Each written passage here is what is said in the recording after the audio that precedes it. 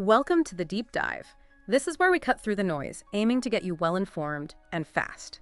Today, we're tackling something many find daunting, navigating those complex administrator hurdles. Specifically, we're diving deep into why accurate, really comprehensive financial documentation is so critical when you're applying for a UK visa.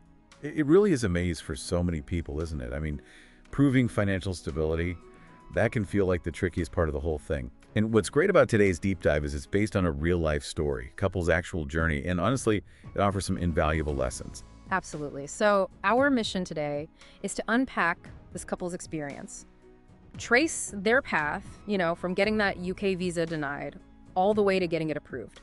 We're really going to focus on the financial details, the stuff that made all the difference, hopefully giving you insights you can use, well, maybe even beyond just visa applications. Okay, so let's set the scene. Picture the couple.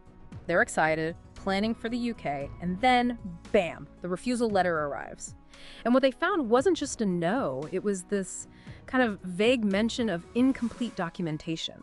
Later on, digging into it, they figured out the real problem was what they described as misfiling and just a lack of clarity around their proof of savings. Yeah, they actually shared on a public forum like Reddit that the core mistake was a simple misunderstanding. Apparently, the partner handling the finances got confused and thought, well, just submitting her savings account balance was all that was needed. Right, and that's just a partial picture, isn't it? Not the full financial story the Home Office is looking for. And see, that partial picture, that's where a lot of applicants can stumble. The UK Home Office, that's the government department handling immigration, they have really specific, pretty robust expectations. They aren't just looking at your current balance, no. They need documented bank statements, often showing the money's been there consistently, usually for 90 days or more, and no big unexplained dips in that period. Plus, they want clear sources of income, a transparent financial history. It needs to be all laid out. Why so much detail, though? Well, it's really crucial for the visa processors. They need to verify that your financial stability is genuine. Basically, to ensure applicants won't need to rely on public funds and government welfare programs once they're in the UK. Right. It's like they want your entire financial life story, probably in triplicate. And this couple, they learned pretty quickly that the official guidelines were one thing, but actually real-world experience from others. That gave them huge clarification. They found online communities, places like Reddit were really helpful. They got specific user-generated checklists flagging common mistakes. Practical tips. Yeah, like insights about the exact wording needed for a bank letter or the kind of surprising importance of including every single page of a bank statement, even the blank ones, which apparently they'd missed the first time. Exactly right. And that just shows, doesn't it? Attention to detail isn't just a nice phrase here. It's about absolute precision. Right down, like you said, to the last blank page of a statement. Okay, so they got hit with the rejection, learned some tough lessons, gathered intel from official sources and the online community. So how did they pivot? What was the actual game plan for attempt number 2?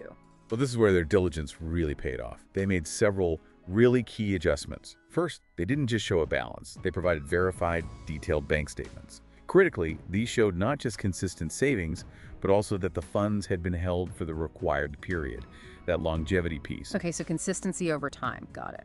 Exactly. Second, and this is subtle, but so important, they didn't just gloss over any unusual transactions. They included supplemental documents, things to thoroughly explain any outlier deposits or withdrawals. Like what sort of documents? Well, maybe a signed gift deed if there was a recent large deposit from family. Or perhaps a letter from an employer explaining a bonus payment that skewed the figures. They basically left no room for doubt or questions. And finally, they just meticulously rechecked everything, all the paperwork, made sure it lined up perfectly with every single Home Office guideline, and they cross-referenced it with those community checklists they'd found. Okay, so the initial problem was really incomplete disclosure, leaving things open to interpretation. And their success then came from being super thorough, totally accurate, and basically building an undeniable case the second time around, leaving nothing to chance. Precisely.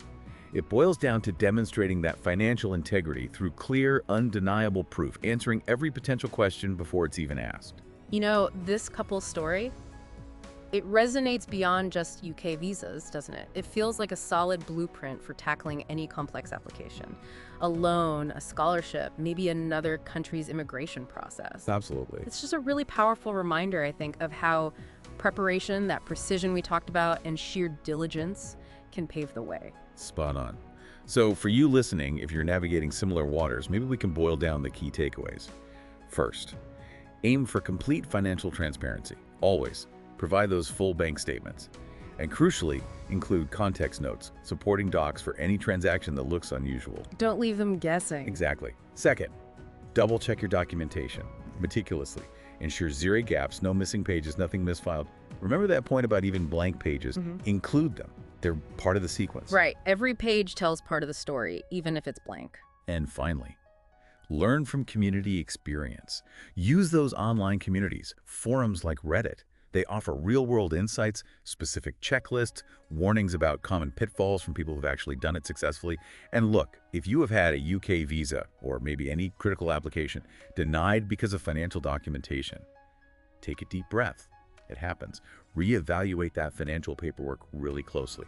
And don't hesitate, if needed, to seek advice.